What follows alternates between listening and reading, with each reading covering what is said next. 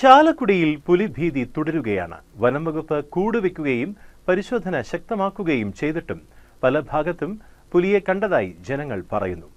കണ്ണമ്പുഴ ക്ഷേത്രം പരിസരത്ത് പുലിയെ കണ്ടതായി പറയുന്നതിനാൽ ക്ഷേത്രം രാവിലെ 6:30-ക്ക് ശേഷമേ തുറക്കൂ എന്നറിയിച്ചിട്ടുണ്ട്.